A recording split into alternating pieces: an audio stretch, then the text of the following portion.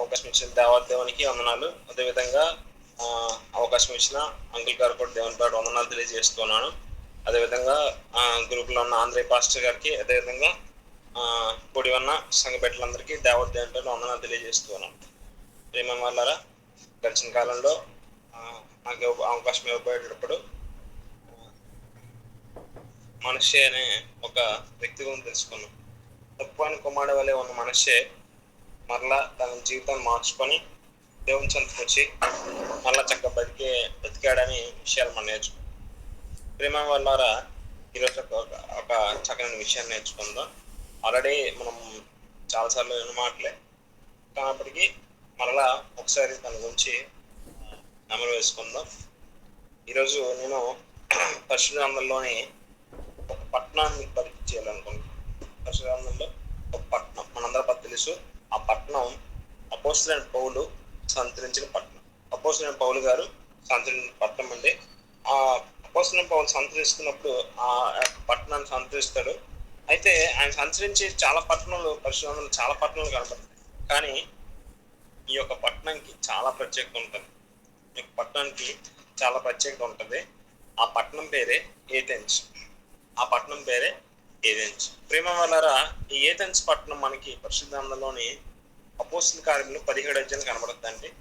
అపోస్తల కార్యములు 17 అధ్యాయంలో మనకి ఈ యొక్క పట్టణం కనబడుతుంది. ప్రేమ వాళ్ళారా, మీ అందరికీ బాగా తెలిసిన విషయం ఏంటంటే, అపోస్తలుడైన పౌలు శీల ఒక ప్రాంతానికి వెళ్తారు. మాసిడోనియా అనే ప్రాంతానికి ఒక దేశానికి వెళ్ళేటప్పుడు పౌలు శీలను బంధించి ఏం చేస్తారు, వాళ్ళకి చెరసాల్లో వేసేస్తారు.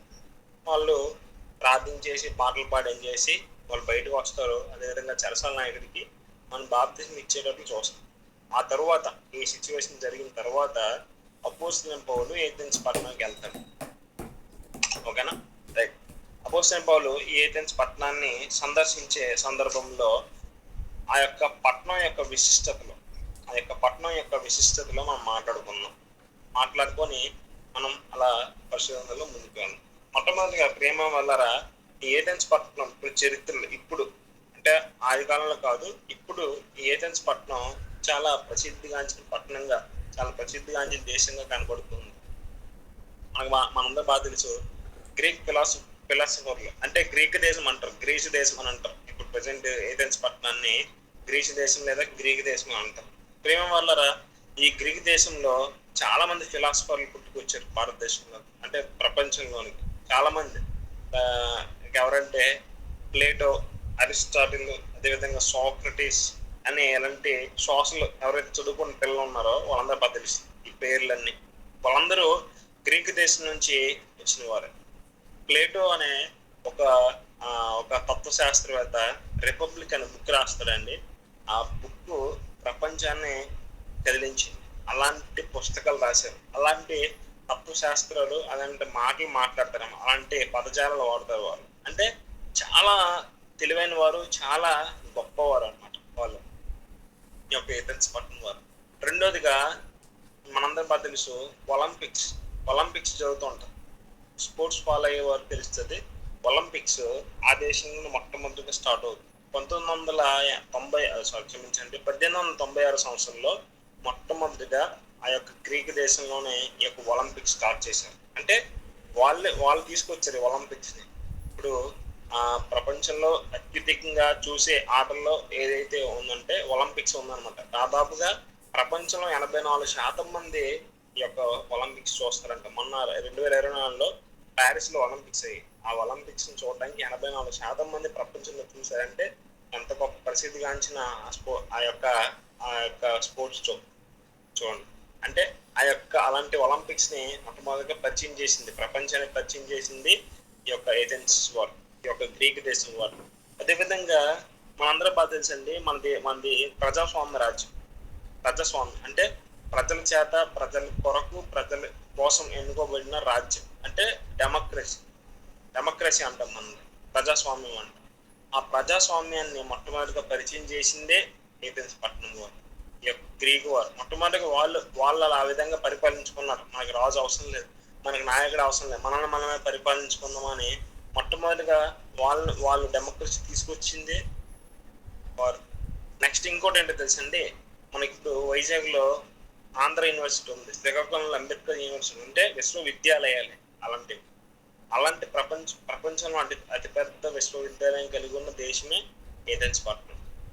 ఆ దేశంలో అతిపెద్ద యూనివర్సిటీ, మొట్టమొదటి యూనివర్సిటీ ఏర్పడిన ప్రాంతమే ఏథెన్స్ పట్టణం, గ్రీక్ పట్టణం. అదేవిధంగా మీకు ఇంకో విషయం కూడా చెప్పాలి. మనందరం బాగా తెలుసు, చాలాసార్లు మనం మాటలు వినేటప్పుడు గ్రీక్ వీరుడు గురించి మనం మాట్లాడుకుంటాం. ఎవరంటే Greek Veerudu? The great Alexander. Alexander గురించి మనం తెలుసు కదా.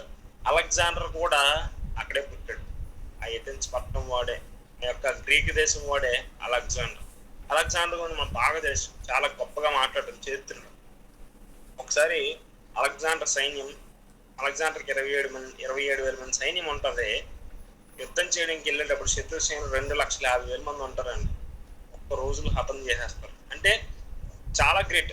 ఆ యొక్క రాజు గురించి చాలా గ్రేట్గా మాట్లాడుకుంటాం. ఎందుకంటే ప్రపంచాన్ని జయించాలనుకున్నాడు. తన తండ్రి తన రాజ్యాన్ని పరిపాలిస్తే ప్రపంచాన్ని జయించాలనుకునే గొప్ప మైండ్ సెట్ కలిగి ఉన్న రాజు.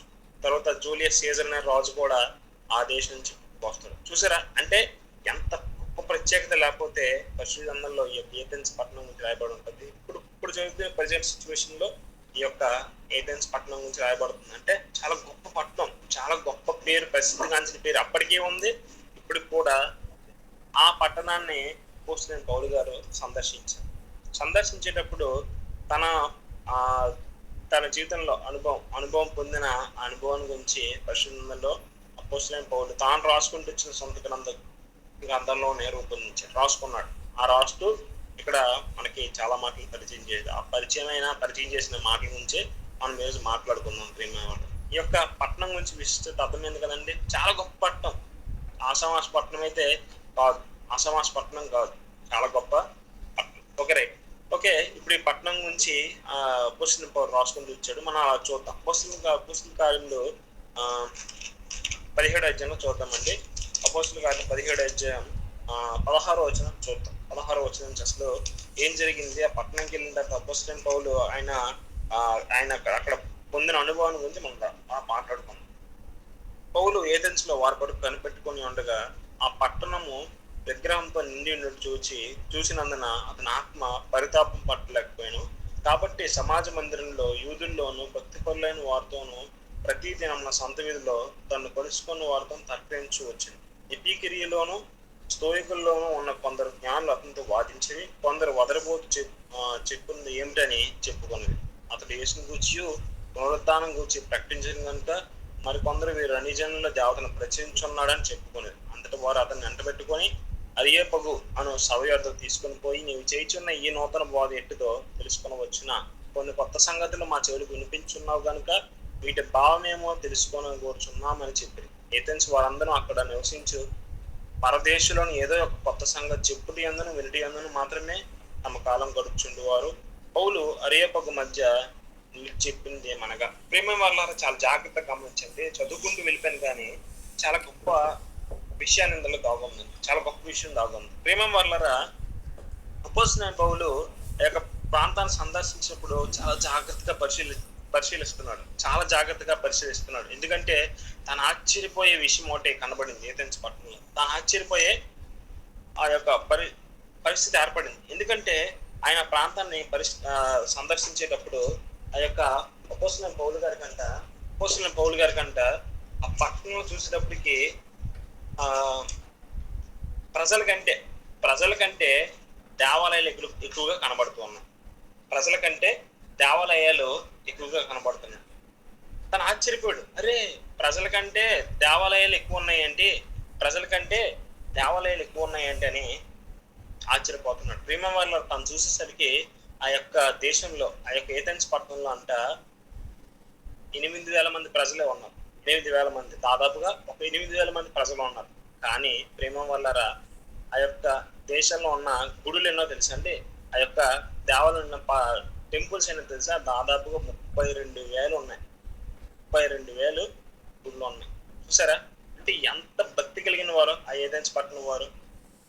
ప్రేమ వాళ్ళ అపోస్తలుడైన పౌలు మాసిదోనియా దేశంకి వెళ్ళేటప్పుడు పౌలు సేనల బంధించి ఏం చేస్తారు? కొట్టించేసి చెరసాల్లో వేయించేస్తారు. కానీ ఏథెన్స్ పట్టణంలో తాను చూసేసరికి ఈ యొక్క 32,000 మంది దేవతలను చూసేసరికి తను షాక్ అయిపోయాడు. ఇంతమంది దేవతలు ఉన్నారు, ఇన్ని గుళ్ళు ఉన్నాయి ఏంటని ఆశ్చర్యపోయాడు. అంటే 8,000 మందికి 32,000 గుళ్ళు అంటే ప్రతి మనిషికి ఎన్ని గుళ్ళు వస్తాయి? రోజు వెళ్ళి పరిచయం చేయడానికి దాదాపుగా ఒక వ్యక్తికి 4 గుళ్ళు. అంటే ఒక వ్యక్తికి 4 దేవతలు అనమాట. అర్థమైందండి? 8,000 మంది అంటే 8 into 4 32 వస్తుంది. అంటే 32,000 దేవతలు ప్రతి మనిషి 4-5 దేవతలు పూజించినా సరిపోద్ది అనమాట. అంత భక్తి కలిగిన వారు ఆ ఏథెన్స్ పట్టణం వారు. అపోస్తలుడైన పౌలు ఇదంతా గమనిస్తూ ఉన్నాడు. గమనిస్తూ ఆ యొక్క ఏం చేశాడు? పరితాపం పొందాడు. అరే ఏంటి వీళ్ళు చేస్తున్న భక్తి బాగానే ఉంది, కానీ వాళ్ళు నిజమైన దేవుణ్ణి పూజించలేకపోతున్నారే, నిజమైన దేవుణ్ణి ప్రార్థన చేయలేకపోతున్నారు, నిజమైన దేవుణ్ణి ఆరాధించలేకపోతున్నారని బాధపడడం ప్రారంభించాడు. ప్రేమ వాళ్ళరా చాలా జాగ్రత్తగా గమనించండి. అపోస్తలుడైన పౌలు ఆ యొక్క పట్టణంలోకి వెళ్ళిన తర్వాత ఈ పరిస్థితులన్నీ గమనించాడు. ఈ పరిస్థితులన్నీ గమనించి ఏం చేశాడంటే చూడండి. కాబట్టి సమాజ మందిరం యూదుల్లో భక్తి పరుల వారితో దినం ప్రతిరోజు సంత మీద తను కలుసుకొని తర్కించవచ్చు. చాలా మందికి పరిచయం చేస్తున్నాడు. పరిచయం చేస్తూ మాటలు చెప్పుకుంటూ సువార్త ప్రకటించుకుంటూ వెళ్తున్నాడు.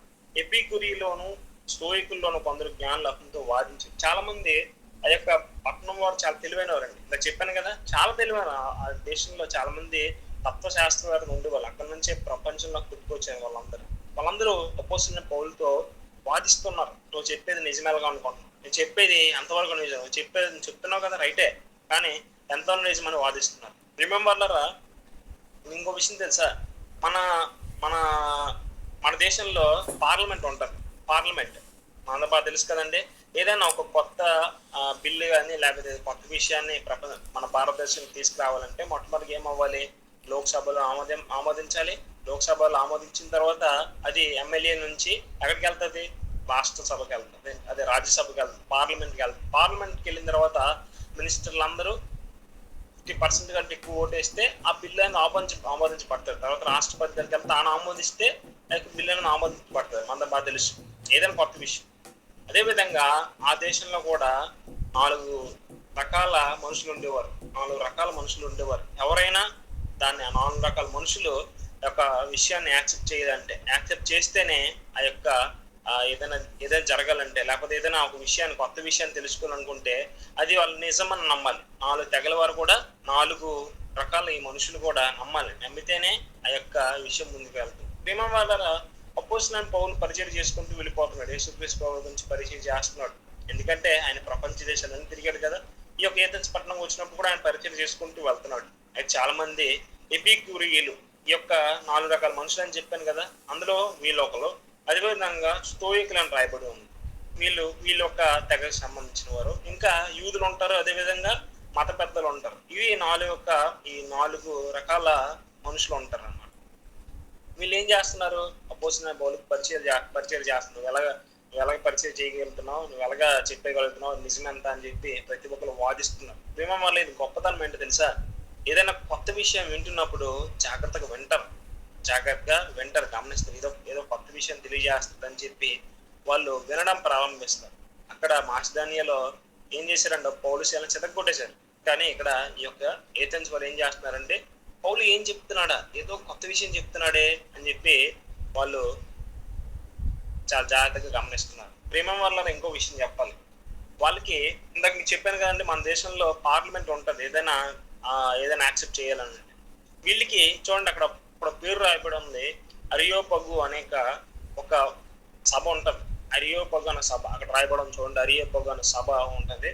ఆ సభ ఏదైనా కొత్త విషయాన్ని వారు ఎదురు ప్రచురించేటప్పుడు ఎలా పడితే మాట్లాడుకోవడం, సువార్తలు చెప్పికోవడం. ఇప్పుడు మనం వెళ్ళి సువార్త ప్రకటన చేస్తున్నాం కదండి. అప్పుడులో పౌలు కూడా పరిచయం చేశాడు. అప్పట్లో శిష్యులందరూ పరిచయం చేశారు. వెళ్ళి పట్టణాల్లోకి వెళ్ళి సువార్త ప్రకటించేవారు. కానీ ఏదైనా పట్టణంలో పరిచయం చేయాలంటే చాలా కష్టం.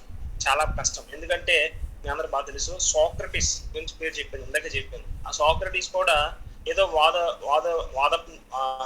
చేశాడు. ఒక క్రీస్తు పూర్వంలో చేసి ఉంటాడు. ఆయన పుట్టిన కాలంలో చేసేటప్పుడు ఆయన వాదన ఆ యొక్క ఏథెన్స్ పట్టణం నచ్చలేదు. నచ్చపోయేసరికి ఎలా ఏం చేశారు తెలుసండి? తేళ్లతో నిండిన విషం. మీరు చరిత్రలు చూడండి. నేను ఆ యొక్క విషయాన్ని నేను యూట్యూబ్ లో చూస్తున్నప్పుడు, ఈ యొక్క సాక్రటీస్ గురించి చూస్తున్నప్పుడు చాలా భయంకరంగా చనిపోతాడు.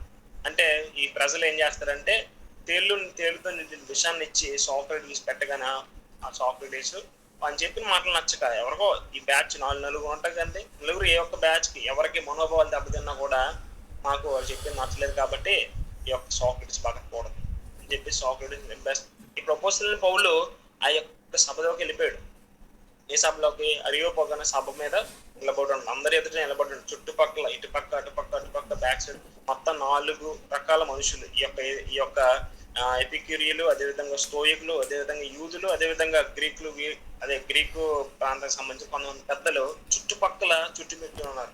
అపోస్తలుడైన పౌలు మాట్లాడుతున్న మాటలు ఆ యొక్క 4 రకాల మనుషులు ఏ ఒక్కరు నచ్చకపోయినా అపోస్తలుడైన పౌలు చచ్చిపోవాల్సిందే. అంటే చాలా భయంకరమైన పరిస్థితి మధ్య మాట్లాడుతున్నాడు. ఆయన మాట్లాడే మాటలు ఏ ఒక్కరి మనోభావాలు దెబ్బతిన్నా కూడా, ఏ ఒక్కరు ఆ నలుగురిలో ఏ ఒక్కరి మనోభావాలు దెబ్బతిన్నా కూడా అపోస్తలుడైన పౌలు అంటే చరిత్రలో మనకు కనబడ్డా అన్నమాట. అంత భయంకరమైన సిచ్యువేషన్ ఉన్నాడు. యాక్చువల్ గా మనకు అలాంటి టైంలో మాటలే రావు. ఇంకో విషయం ఏంటో తెలుసా?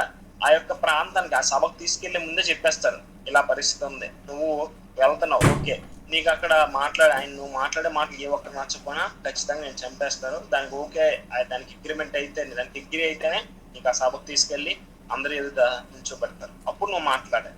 అపోస్తలుడైన పౌలుకి కూడా సేమ్ అదే విధంగా జరిగింది. నువ్వు ఇలా మాట్లాడాలి కాబట్టి నువ్వు దానికి ఓకే అంటే, దానికి ఎగ్రీ అంటేనే నీకు అక్కడ నిల్చోబెడతానంటే ఎగ్రీ అయిపోయాడు. నేను చావడానికి అయినా సిద్ధం, నేను మాటలు తెలియజేస్తానని చెప్పి అపోస్తలుడైన పౌలు ఆ యొక్క ప్రాంతానికి వెళ్ళిపోయాడు. ప్రియమైన వాళ్ళారా, మీకు ఇంకో విషయం చెప్పాలి. ఈ యొక్క 32,000 దేవతలను కట్టుకున్నారని చెప్పాను కదా. 32,000 దేవతలు కట్టుకున్నారు. ఎందుకు కట్టుకున్నారు? అసలు అంతమంది దేవతలు ఉండడానికి గల కారణం ఏంటి అని అంటే, ప్రియమైన వాళ్ళారా, ఏథెన్స్ పట్టణానికి ఒక ఒక ఏంటంటే ప్రతి సంవత్సరం మనకి రీసెంట్ గా ఒక 6 సంవత్సరాలు 7 సంవత్సరాల కిందట కరోనా అనే భయంకరమైన ఒక వైరస్ వచ్చింది కదండి. ఈ యొక్క ఏథెన్స్ పట్టణం కూడా ప్రతి సంవత్సరం ఏదో తెగులు వస్తూ ఉండేది. ప్రతి సంవత్సరం తెగులు వస్తే కొన్ని వందలాది మంది చనిపోతూ ఉంటారు, కొన్ని వేలాది మంది చనిపోతుంది. వాళ్ళకి ఉన్న జనాభా చిన్నదే కానీ కొన్ని వేల మంది తుడిచిపెట్టి వెళ్ళిపోయేది అనమాట వైరస్. వెళ్ళిపోవడంతో ఏథెన్స్ పట్టణం వారు చాలా బాధపడిపోయారు. అరే, ఇంత భక్తి చేస్తున్నాం కదా, అరే ఇంత చేస్తున్నా కూడా ఎందుకు మాకు ఇలా జరుగుతుందని చెప్పి అప్పుడు దినాల్లో ఆ యొక్క ఏథెన్స్ పట్టణాన్ని పరిపాలన చేస్తున్న పెద్దలు, కొంతమంది పెద్దలు ఉండేవారు. ఆ పెద్దలను అడుగుతున్నప్పుడు వాళ్ళు ఏం చెప్పారంటే, అరే మనము చేస్తాం రైటే, మనము భక్తి చేస్తున్నాం రైటే, కానీ మనం ఇన్ని గుళ్ళు కట్టుకున్నాం కదా, ఇంకేదో ఒక దేవుడు ఉండిపోయి ఉంటాడు, ఇంకేదో దేవుడు ఉండిపోయి ఉంటాడు, ఏదో దేవుడు మనం విగ్రహారం చేయడము మనం చేయట్లేదేమో. సో అందుకే ఆ దేవుడు కోపించి మన మీద పగబెట్టాడేమో, కాబట్టి మనం ఆ దేవుడికి కూడా గుడి కట్టాలి, గుడి కట్టేటప్పుడు ఆ దేవుడు శాంతిస్తాడని చెప్పి అక్కడ ఉన్న పెద్దలు చెప్పారు. పెద్దలు చెప్పడంతో వాళ్ళు ఏం చేశారండి, చూడండి, అక్కడ అపోస్తలుడైన పౌలు తాను నడుచుకుంటూ వెళ్ళి చూస్తుండగా తెలియబడని దేవుడు అనే ఆలయం కూడా ఉంటుంది. తెలియబడని దేవుడు, పేరు లేని దేవుడు అనే ఆలయం అని కూడా ఉంటుంది. ఆ ఆలయం చూసి అపోస్తలుడైన పౌలు మాట్లాడటం ప్రారంభిస్తాడు. అంటే అందుకే కట్టారు. అప్పుడు ఏదైనా దేవుడు ఉన్నాడు అనుకోండి, చూసి ఏమనుకోవాలంట, ఓకే, తెలియబడిన దేవుడు, ఆ దేవుడు నేనే. ఇప్పుడు ఒక దేవత కాదు, 2-3 దేవతలు ఉన్నా కూడా అలాగే అనుకోండి, తెలియబడిన దేవుడు అంటే నేనే అయి ఉండొచ్చు కదా అని చెప్పి ఆ దేవతను ఆ దేవుడు శాంతిస్తాడేమో అని చెప్పి ఆ ఏథెన్స్ వారు పట్టుకున్నారు. చాలా భక్తి పరులు అండి, చాలా భక్తి పరులు. మనం ఇంకా భక్తి విషయంలో వెనకడిగా ఉంటాం కానీ చాలా భక్తి పరులు ఈ ఏథెన్స్ పట్టణం వారు. చాలా పరిశుద్ధమైన వారు కూడా చాలా మంచివారు ఏథెన్స్ పట్టణం వారు. నిజంగా అపోస్తలుడైన పౌలు కూడా అదే చెప్తాడు. వినండి, ప్రేమ వల్ల ఈ యొక్క పౌలు కూడా తనని యాక్సెప్ట్ చేస్తాడు. నేను చావడానికి కానీ సిద్ధం, కానీ మాటలు తెలియజేస్తాను, ఏ ఒక్కరి మనోభావాలు నేను దెబ్బతినకుండా నేను జాగ్రత్తగా చూసుకుంటానని చెప్పి ఆ యొక్క అరియోపగు అనే సభ ఎదుట నిలబడతాడు. ఆ యొక్క సభ ఎదుట నిలబడతాడు. చుట్టుపక్కల ప్రజలు ఉంటారు. ఓకే, చెప్పు అని అంటే అపోస్తలుడైన పౌలు చెప్పడం ప్రారంభిస్తాడు. చూడండి ప్రేమ వాళ్ళారా, ఏథెన్స్ వార్లారా 22-23 వచనంలో రాయబడి, ఏథెన్స్ వార్లారా, మీరు సమస్త విషయంలో అతి దేవతా భక్తి గలవారు అన్నట్టు నాకు కనబడుచున్నది. అక్కడ ఏథెన్స్ పట్టణం వారికి మాట్లాడుతూ అంటున్నాడు, మీరు అన్ని విషయాల్లో, సమస్త విషయాల్లో అతి దేవతా భక్తి, మీ అందరికీ చాలా భక్తి ఉంది, గొప్ప విషయం, చాలా భక్తి ఉంది, గొప్ప విషయం. ప్రియమైన చూడండి ఎంత చక్కగా చెప్తున్నాడు. వాళ్ళు మొట్టమొదటిగా పొగడ్డం ప్రారంభించారు.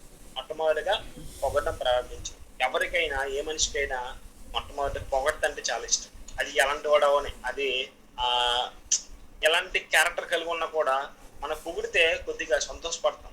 బయటికి ఎక్స్ప్రెస్ చేయకపోవచ్చు, కానీ లోపల మాత్రం కొద్దిగా మనకేదో తెలియని ఒక చిన్న ఉత్సాహం ఉంటుంది, చిన్న ఆనందం. ఓకే, నా గురించి చెప్తున్నాడు అని చెప్పి ఉత్సాహం అనేది ఉంటుంది. అపోస్తలుడైన పౌలు ఏమన్నాడు అంటే, ఒక చిన్న బిస్కెట్ లాంటి దేశం, యాక్చువల్గా వాళ్ళు చాలా భక్తి పరులే, కానీ అపోస్తలుడైన పౌలు ఏమంటున్నాడు, సమస్త విషయంలో దేవతా భక్తి కలిగి ఉన్నట్టు నాకు కనబడుచున్నది. నేను సంచరించి మీ దేవతా ప్రతిమలను చూచుండగా ఒక బలిపీఠం నాకు కనపడింది. చూడండి, అక్కడ ఏ చిన్న పొరపాటు మాట్లాడినా, అక్కడ ఏ చిన్న తప్పు మిస్టేక్ చేసినా అపోస్తలుడైన పౌలుని చంపేస్తారు, ఖచ్చితంగా చంపేస్తారు. ఎందుకంటే ఆ మనోభావాలు దెబ్బతిన్నాయి. యాక్చువల్గా ఈ నాలుగు రకాల మనుషులు ఎలాంటి వాళ్ళు తెలుసా? ఈ ఎపిక్యూరియల్ అని చెప్పాను కదండి. ఎపిక్యూరియల్ ఎలాంటి వారు అంటే, వాళ్ళకి దేవుడు అంటే అసలు ఇష్టం ఉండదు, దేవుడు నమ్మరు పూర్తిగా, దేవుడు లేడు అన్నట్టు అంటారు. అదేవిధంగా ఈ యొక్క స్టోయిక్లు ఏంటి తెలుసా?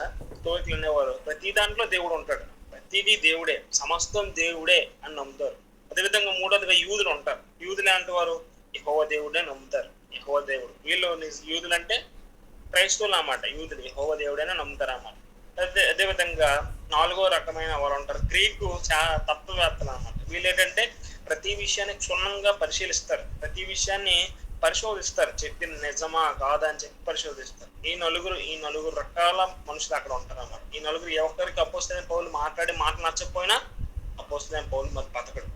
ఏమవుద్ది, ఆ సభకి ఒక తేలుతో నిన్న ఒక విషయం తీసుకొస్తారు. ఆ విషయం తీసుకొచ్చి ఆ నలుగురు ఎదుట ఆ సభ ఎదుట తాగి తెచ్చుకోవడమే. ఇంక వేరే ఆప్షన్ అనేది ఉండదు. సోక్రటీస్ కూడా తాను రాసుకున్న చాలా రచనలను నచ్చక సోక్రటీస్ని తీసుకొచ్చి పలు ప్రశ్నలు వేస్తే ప్రశ్నలు వీడు సమాధానం చెప్పలేక సోక్రటీస్ చచ్చిపోతాడు అన్నమాట. అది చరిత్రలు రాయబడి ఉంది. కావాలంటే మీరు ఒకసారి సోక్రటీస్ గురించి చరిత్రలు ఎక్కడ చదువుకుంటే ఈ విషయం మనకు కనిపిస్తుంది. ప్రియమైన వారలారా, ఈ యొక్క అపోస్తలుడైన పౌలు ఆ సభ ఎదుట నిలబడి మాట్లాడుతున్నాడు. ఏథెన్స్ వారలారా, మీరు సమస్త విషయంలో చాలా భక్తి కలిగిన వారుగా మీరు కనబడుతున్నారు. మనం సువార్తకి వెళ్ళేటప్పుడు చాలా సార్లు మనం మాట్లాడుతూ ఉంటాం కదండి, మీ అందరూ చాలా గొప్పవారు, మీ యొక్క పూజిస్తున్న చాలా గొప్పవారు అని చెప్పి మనం చెప్తూ ఉంటాం. ప్రియమైన వారలారా, మనం ఎవరినైనా ఆకర్షించాలంటే మొట్టమొదటిగా వాళ్ళ ఉన్న గొప్పతనాన్ని బయట తీసుకురావాలి.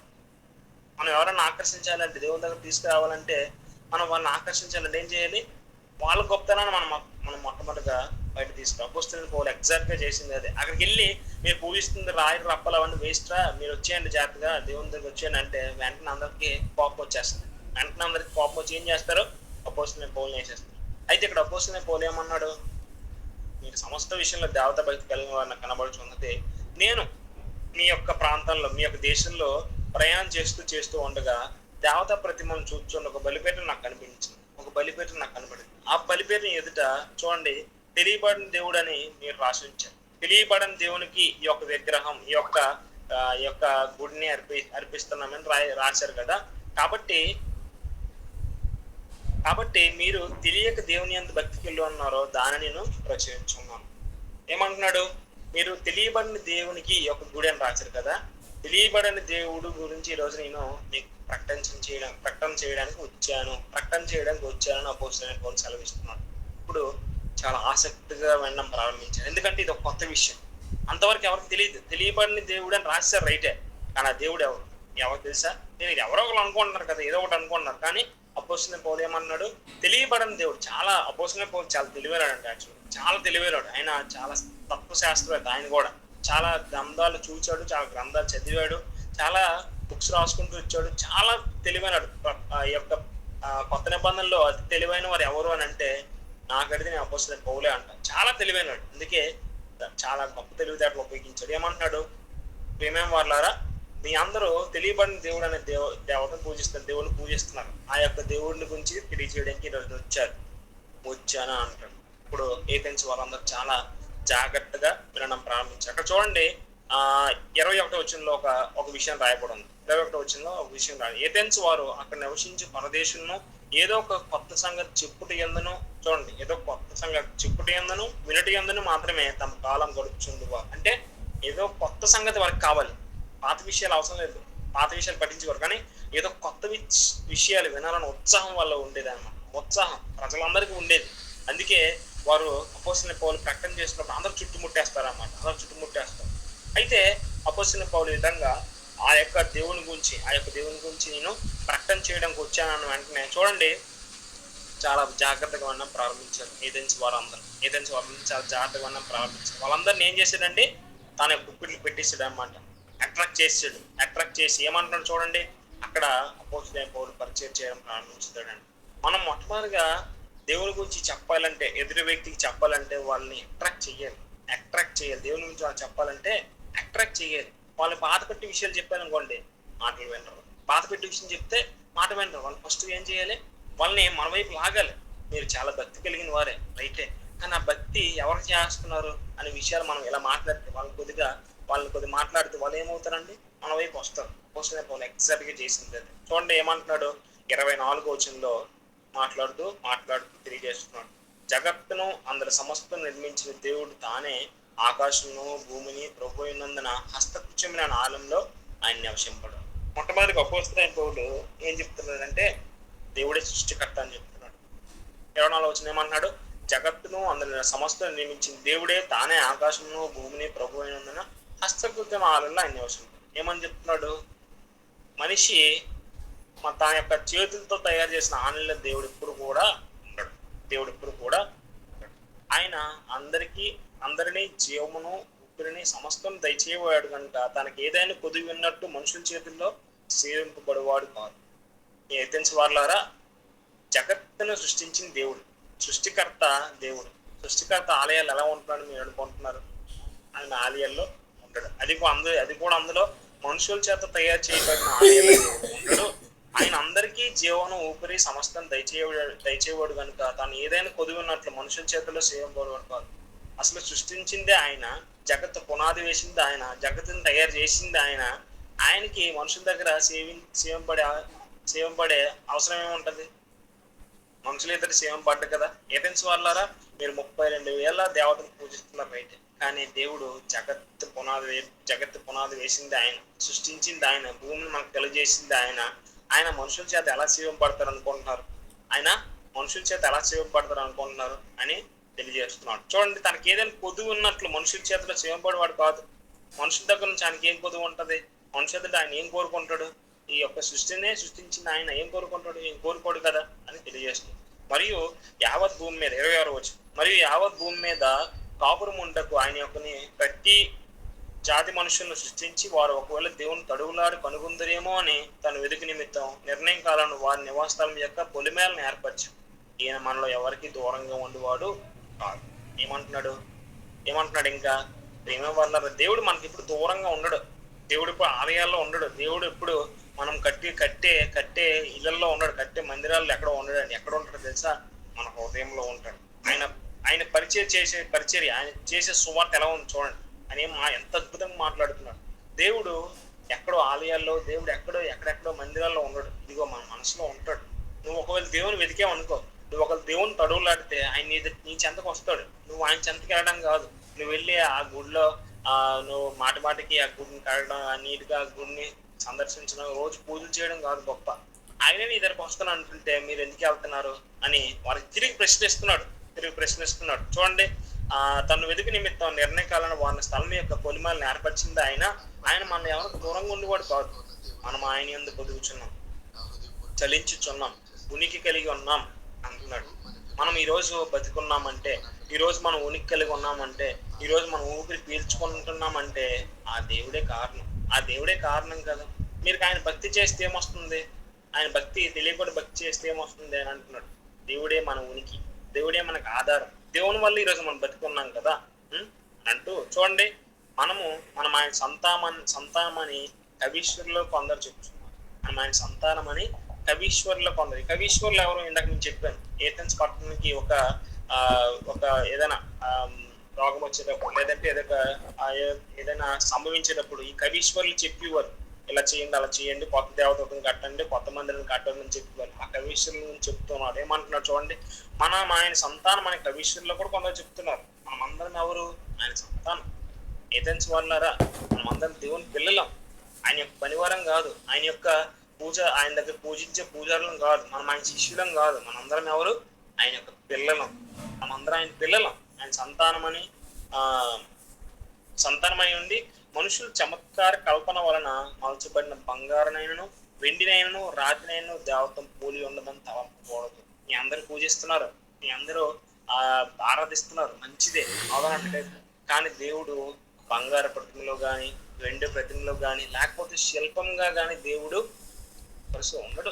దేవునికి రూపం అనేది లేదు అని తెలియజేస్తున్నాడు. చూడండి, దేవుని సంతానమై ఉండి మనుషులు చమత్కార కల్పన వలన, చమత్కార కల్పన అంటే నీకు కలిపి ఉంటాడు, చాలా చమత్కారంతో చెప్తాడు, చాలా చమత్కారం, చాలా తెలివైనడు కదా, బాగా చెప్పడం తెలుసు కదా. దాంట్లో దేవుడు అనేవాడు ఎట్టి పరిస్థితి ఉండడు. మంచబడిన బంగారాన్ని వెండినైనా రాతినైనా దేవత్వం పోలి ఉండదని తలంపకూడదు.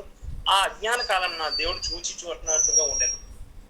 ఒక దినాన్ని దేవుడు చూసి చూడకుండా వదిలేశాడు. ఇంకా మాట్లాడుతున్నాడు. ఆ యొక్క ఏథెన్స్ పట్టణంతో మాట్లాడుతుంటే వాళ్ళు నోరు ఎల్లబెట్టేసి నోరు పెట్టేసి వెంటున్నారు అన్నమాట. అంటే ఎంత ఛాన్స్ ఇవ్వరు కదా యాక్చువల్గా. ఆయన మాట్లాడుతూ ఏ ఒక్క మాట నచ్చకపోయినా ఎవరు ఛాన్స్ ఇవ్వరు. మీరు మాట్లాడే మాటలు నాకు నచ్చలేదు కాబట్టి అపోజిషన్ పోలు పెట్టుకుంటకూడదని చెప్పేసి అనుకోవాలి. కానీ ఎంత మాట్లాడుతుంటే ఏ ఒక్కరు కూడా మాట్లాడడం లేదు, ఏ ఒక్కరు కూడా నోరు ఇప్పడం లేదు. అందరూ సైలెంట్ గా జాగ్రత్తగా వింటున్నారు, జాగ్రత్తగా పెట్టారు. ఇంకా మాట్లాడితే ఏమంటున్నాడు, ఆ అజ్ఞాన కాలం 20:30 వచ్చింది. ఆ అజ్ఞాన కాలంలో దేవుడు కూర్చు చూడనట్టుగా ఉండేను. ఇప్పుడైతే అంతటినో అందరినో మారుమనసు పొందవాలని మనుషులకు ఆజ్ఞాపించుకున్నాడు. దేవుడు ఆది కాలంలో నువ్వు ఎలా బతికినా చూసి చూడనట్టు వదిలేశాడు. కానీ ఈ కాలం దేవుడు అలా లేడు. ఈ కాలాన అందరూ మారు మనసు పొంది జాగ్రత్తగా ఉండాలని దేవుడు ఆజ్ఞాపిస్తూ ఉన్నాడు. ఎందుకనగా తాను నియమించిన మనుషుల చేత నీతిని అనుసరించి భూలోకముకు తీర్పు తీర్చబోయేది ఒక దినం నిర్ణయించి ఉన్నాడు. మృతుల నుండి ఆయన లేపినందున దీన్ని నమ్ముటకు అందరికీ ఆధారం కలుగు చేస్తున్నాడు. ఇంకా అంటాడు, ఏమన్నాడు, మనందరం దేవుని రాజ్యాన్ని చేరుకోవాలి. ఇదిగో ఈ భూలోకంలో తీర్పు అనేది ఒక దినాన్ని ఉంటుంది మనందరికీ. ఈ భూలోకాన్ని విడిచిపెట్టి వెళ్ళిపోయిన తర్వాత తీర్పు అనేది ఒకటి ఉంటుంది. ఆ తీర్పు దినాన్న మా అందరిని లెక్క అప్పచెప్పాల్సిన వారమే ఉన్నాం. కాబట్టి ఏథెన్స్ పట్టణం వాళ్ళరా, మీరు భక్తి చేస్తుంది గొప్పదే, నేను కాదనట్లేదు. కానీ ఎవరికి భక్తి చేస్తున్నా ఆ భక్తి మీరు చేస్తున్న భక్తి వృధా అయిపోతుంది. కాబట్టి మీకు ఆ దేవుని గురించి పరిచయం చేయడానికి వచ్చాను, మీకు ఆ దేవుని గురించి ప్రకటన చేయడానికి వచ్చాను, ఆ దేవుని ప్రచురించడానికి వచ్చానని చెప్పి విషయాలంతా కూడా ఏథెన్స్ పట్టణంతో మాట్లాడాడు. ఏథెన్స్ పట్టణంతో మాట్లాడాడు. ప్రేమ వాళ్ళరా, ఏథెన్స్ పట్టణం వారు ఈ విషయాలను చాలా జాగ్రత్తగా గమనించారు, చాలా జాగ్రత్తగా విన్నారు. ఏ ఒక్కరు కూడా వినలేదు, ఎందుకంటే వినలేదని లేదు, అందరూ చాలా జాగ్రత్తగా. ఇందాక చెప్పాను, వాళ్ళు కొత్త విషయాలు ఏదైనా వాళ్ళకి తెలిసాయంటే చాలా జాగ్రత్తగా పరిశీలన చేస్తారు, చాలా జాగ్రత్తగా పరిశీలన చేస్తారు. ఈ వాదోపవాదనలు అవుతాయి. కానీ పౌలు విషయంలో వాదోపవాదనలు లేవు. పౌలు విషయంలో ఏ ఒక్కరు కూడా తిరిగి ప్రశ్నించలేకపోయారు. ఎందుకంటే తాను మాట్లాడే మాటలు అన్ని నిజమే అనిపించింది ఏథెన్స్ పట్టణం వారు. యాక్చువల్ వాళ్ళు చాలా తెలివైన వాళ్ళు కదా. తెలివి తక్కువ వారైతే, తెలివి లేని వారైతే నువ్వేంటారు మాకు చెప్పేది, మా దేవతని పూజించుకొని నీకెందుకురా తిరిగి అనేవారు. కానీ ఏథెన్స్ పట్టణం వారిలో వాళ్ళందరూ ఎవరండి, తత్వశాస్త్రవేత్తలు. జాగ్రత్త పరిశీలించేవారు. వాళ్ళు పరిశీలించి పోస్టులని పౌలు మాట్లాడిన పరిశీలించిన తర్వాత వాళ్ళకి నిజమే అనిపించింది.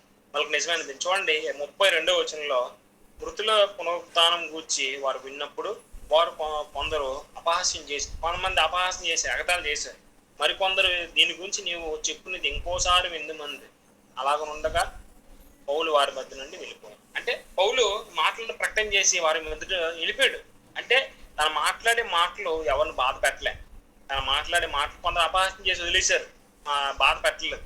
కొంతమంది ఏం చేశారు, నువ్వు మాట్లాడిన మాటలు బాగున్నాయి, మేము ఇంకోసారి ఎప్పుడు వింటామని చెప్పి కొంతమంది అన్నారంట. అలాగ ఉండగా పౌలు వారి మధ్య నుండి వెళ్ళిపోయాడు. ఏథెన్స్ పట్టణం నుండి ఖాళీ చేసి వెళ్ళిపోయాడు. అయితే కొందరు మనుషులు అతను హత్తుకొని విశ్వసించారు. చూడండి, కొందరు విన్నారు, కొందరు ఏం చేశారంట, తను హత్తుకున్నారు. నిజంగా ఇంతవరకు మేము పూజిస్తున్న మా పూజ అంతా, ఇంతవరకు మేము చేసే ఆరాధన అంతా వ్యర్థం అన్నమాట. ఇంతవరకు మేము చేసే భక్తి అంతా వ్యర్థం అన్నమాట. భక్తి చేసాం కానీ ఏ దేవునికి భక్తి చేసాం తెలియలేకపోయింది. మేము భక్తి చేసాం కానీ ఎవరికి పూజించాము, ఎవరికి భక్తి చేసామో అర్థం కాలేదు. ఈరోజు నిజమైన దేవుని తెలుసుకున్నాం. ఆ దేవుడే ఓ దేవుడు అని గ్రహిస్తున్నాను అని చెప్పి చాలా మంది తను హత్తుకున్నారు. తాను హత్తుకొని ఏం చేశారు, దేవుని విశ్వాసం ఉంచడం మొదలు పెట్టారు. వారిలో అరియోపగీతుడైన దియోసునియు దమరి ఒక స్త్రీయు, వీళ్ళు కూడా మరి కొందరు కనబడుతూ ఉన్నారు అన్నమాట. ప్రేమ వాళ్ళ అపోస్తలుడైన పౌలు యొక్క పరిచయం చేయడానికి వెళ్ళేటప్పుడు కొందరు మారడం మనం చూస్తాం. ఏథెన్స్ పట్టణం చాలా విశిష్టతలు కలిగిన పట్టణమే. ఏథెన్స్ పట్టణం వారు చాలా తెలివైన వారు. కానీ అపోస్తలుడైన పౌలు మాట్లాడుతున్నప్పుడు తిరిగి ప్రశ్నించలేకపోయారు. అంటే తిరిగి ప్రశ్నించడానికి వాళ్ళ దగ్గర ప్రశ్నలు లేవు. అలా మాట్లాడి వాళ్ళందరినీ తన వైపుకొని అని అక్కడి నుంచి తప్పించుకొని వెళ్ళిపోతున్నాం అన్నమాట. తప్పించుకొని అంటే వాళ్ళందరితో చాలా ధైర్యంగా వెళ్తాడు, చాలా ధైర్యంగా వెళ్తాడు దేవుని ప్రకటన చేసి. మనం చాలాసార్లు సువార్తకి వెళ్ళేటప్పుడు, చాలాసార్లు పరిచయం చేయడానికి వెళ్ళేటప్పుడు మనకేమవుతుంది, చాలాసార్లు మనం కొన్నిసార్లు ఊరు వాళ్ళు కొందరు ఏం చేస్తారంటే తిరిగి తిరిగి రియాక్ట్ అవుతారు, మనకు ఆపోజిట్ గా మాట్లాడతారు. కానీ అపోస్తలుడైన పౌలు ఆ సభ ఎదుట ఈ నాలుగు రకాల మనుషులు ఎదుట మాట్లాడుతున్నప్పుడు ఏ ఒక్కరు కూడా తిరిగి ప్రశ్నించలేకపోయారు. అంటే అలా మాట్లాడు. మనం కూడా దేవుని మాటలు ప్రకటిస్తుంది చెప్తాం. దేవుని మాటలు మనం మాట్లాడుతున్నప్పుడు ఆ విధంగా మాట్లాడి నేర్చుకోవాలి. అపోస్తలుడైన పౌలు చాలా నిజంగా చాలా తెలివిగా మాట్లాడాడు, చాలా చమత్కారంగా మాట్లాడాడు. అలా మాట్లాడడం దానికే అపోస్తలుడైన పౌలుని ఎవరు పట్టుకోలేకపోయారు. మాటలని ఎవరు ఏం చేయలేకపోయారు. ప్రేమ వల్లరా ఈ విషయాన్ని మీకు ఎందుకు చెప్తానంటే, మనం చాలా సార్లు దేవుని పరిచయం చేయడానికి వెళ్తాం, సువార్త ప్రకటన చేయడానికి వెళ్తాం. కొంతమంది మనోభావాలు దెబ్బతినచ్చు. ఎందుకంటే మనం మాట్లాడే మాటలు కరెక్ట్ గా లేకపోతే, మన భాష కూడా కరెక్ట్ గా ఉండాలి, మనం మాట్లాడే మాట కూడా కరెక్ట్ గా ఉండాలి. కొన్నిసార్లు లేకపోతే ఎవరైనా బాధపడి కొన్నిసార్లు వాళ్ళు తిరిగి మన మీద ఎదురుదాడి చేసే అవకాశం కూడా ఉంది. కానీ అపోస్తలుడైన పౌలు అవకాశం ఇవ్వలేదు ఎథెన్స్ పట్టణానికి. మనం కూడా ప్రజల్ని దేవుని వైపు మంచాలంటే, దేవుని వైపు తిప్పాలంటే మనం ఏం చేయాలండి? ఈ విధంగా అపోస్తలుడైన పౌలు ఎలా అయితే మాట్లాడాడో ఆ మాట్లాడడం మనం నేర్చుకోవాలి. అలా మాట్లాడి నేర్చుకునేటప్పుడు ప్రజలందరూ ఏమవుతారండి? దేవుని తిరగడం ప్రారంభిస్తారు. అక్కడ ఆయన పరిచయం చేసిన తర్వాత చాలా మంది అక్కడ కొందరు అని రాయబడింది. కొందరు అంటే చాలా మంది వచ్చి ఉంటారు, బహుశా చాలా మంది వచ్చి ఉంటారు. ఆయన తిరిగి ఉంటారు, మాట్లాడి నిజమే అని చెప్పి తిరిగి ఉంటారు, ఆయన తిరిగి ఉంటారు. ఏదైనా పడుతున్నారు ప్రేమ వాళ్ళ మనం చేసే పరిచర్య ఆ విధంగా ఉండాలి. మనం చేసే ఆ సువార్త ఆ విధంగా ఉండాలి. అపోస్తలుడైన పౌలు చాలా ధైర్యంగా సువార్త చేయగలిగాడు. పోతే నా ప్రాణాలు పోతాయేమో అని అనుకున్నాడేమో బహుశా. కానీ అక్కడ తను మాట్లాడే మాటలు ఏథెన్స్ పట్టణం అందరినీ అట్రాక్ట్ చేసింది, ఆలోచింపజేసే విధంగా ఉంది. అక్కడ నుంచి ఆ సభ అయిపోయిన తర్వాత చాలా మంది ఇంటికి వెళ్ళి ఆలోచన చేసి ఉంటారు, అరే అపోస్తలుడైన పౌలు చెప్పింది నిజమే కదా, తాను చెప్పిన దాంట్లో అబద్ధం ఏమి లేదే, తాను మాట్లాడేదంతా నిజమే. సృష్టికర్త అన్నాడు ఒకడు ఉన్నాడు, ఆ సృష్టికర్త ఈ సృష్టినే సమస్తాన్ని చేశాడు కదా. ఆయన మన కోసం మనల్ని ప్రేమిస్తున్నప్పుడు మనం ఎందుకు వెళ్ళి ఆరాధన చేయాలి? ఆయన మనం ప్రేమిస్తున్నప్పుడు మనం ఎందుకు ఆలయంలోకి వెళ్ళి దేవాలయాలన్నీ కడిగి ఆయన దేవతను ఎందుకు పూజించాలి? అరే ఈ శిల్పులు చెక్కిన ఈ యొక్క శిల్పాన్ని మనం ఎందుకు ఆరాధన చేయాలి? ఈ యొక్క కంసలలో తయారు చేసిన బంగారం ఉంటుంది, ఆ బంగారం ప్రతిమలు మనం ఎందుకు పూజించాలని చెప్పి చాలా మంది ఆలోచన చేసి ఉంటారు, ఖచ్చితంగా ఆలోచన చేసి ఉంటారు. ఎందుకంటే తెలివి తక్కువ వారు కాదు, మరలా చెప్తున్నాడు, చాలా తెలివైనవారు కాబట్టి ఆలోచన చేసి ఉంటారేమో. అంటే ఆ పట్టణాన్ని కదిలించాడు అపోస్తలుడైన పౌలు, ఆ పట్టణాన్ని కదిలింపబడే విధంగా చేశాడు. మరలా ఏథెన్స్ పట్టణం ఇప్పుడు పరిచర్లు ఇప్పుడు ఈ దినాలు ఏథెన్స్ పట్టణం చాలా అద్భుతంగా కనబడుతుంది. చాలా మంది ఏథెన్స్ పట్టణంలో ఇప్పుడు ఏథెన్స్ పట్టణం చాలా మంది అంటే దాదాపు 80% పైగా క్రైస్తవం ఏథెన్స్. ప్రేమ వల్ల ఆ రోజు ఆయన చేసిన పరిచర్య ఏథెన్స్ పట్టణాన్ని గొప్ప స్థాయిలో నిలబెట్టిందని కూడా చెప్పుకోవచ్చు. మనం చేసే పరిచర్య ఆ విధంగా ఉండాలి. మనం చేసే సువార్త ఆ విధంగా ప్రజల్ని అట్రాక్ట్ చేసే విధంగా ఉండాలి. ఉండేటప్పుడే దేవుని వైపు తిరగలుగుతారు. ప్రేమ వల్ల అలా తిరగలుగుతారు. అపోస్తలుడైన పౌలు సరిగ్గా చేసింది అదే. ఈ రోజు మనం చేసుకున్నప్పుడు ఎవరో ఒకరు మనం మాట్లాడే మాటలు, మీరు పూజిస్తున్న దేవుడు మంచివాడు కాదు, మీరు పూజిస్తున్న దేవత అసలు దేవుడే కాదు అని చెప్పామనుకోండి, చాలా మంది బాధపడతారు. కానీ అపోస్తలుడైన పౌలు మీరు పూజిస్తున్న దేవుడు కాదని ఎక్కడ చెప్పలే. ఏమంటున్నాడు? పేరు తెలియబడిన దేవుడి గురించి నేను ప్రకటన చేయడానికి వచ్చానని చెప్పి దేవుని గురించి గొప్పతనాలు చెప్పుకుంటూ వచ్చాడు. ప్రేమ వాళ్ళరా మనం చేసే పరిచర్య కూడా ఆ విధంగా ఉండాలని ఈ యొక్క సంఘటన గురించి మనం నేర్చుకోవచ్చు. ఈ యొక్క సంఘటన గురించి నేర్చుకోవచ్చు. కాబట్టి రిమెంబర్ మనం చేసే పరిచర్య మనం వేరే ప్రాంతాల్లోకి వెళ్ళొచ్చు, వేరే గ్రామాల్లోకి వెళ్ళొచ్చు, లేకపోతే మన ఫ్రెండ్కే చెప్పవచ్చు. ఏ ఒక్కరు మనోభావాలు కూడా దెబ్బ తినకుండా అదే విధంగా పరిచయం చేయాలి. అలా పరిచయం చేసేటప్పుడే వాళ్ళు దేవుని వస్తారు. అందుకే అపోస్తలుడైన పౌలు తన అనుభవాలు రాసుకుంటూ వస్తున్నప్పుడు ఈ విధంగా పరిచయం చేయాలి, ఈ విధంగా పరిచయం చేయాలని చెప్పుకుంటూ వచ్చాడు. చాలాసార్లు ఆయనకి చాలాసార్లు అనుభవాలు ఎదురయ్యాయి. చాలా మంది దెబ్బలు కాచాడు, చాలాసార్లు జైల్లో ఉన్నాడు, చాలాసార్లు ఆయన పరిచయం చేస్తున్నాడు. చాలా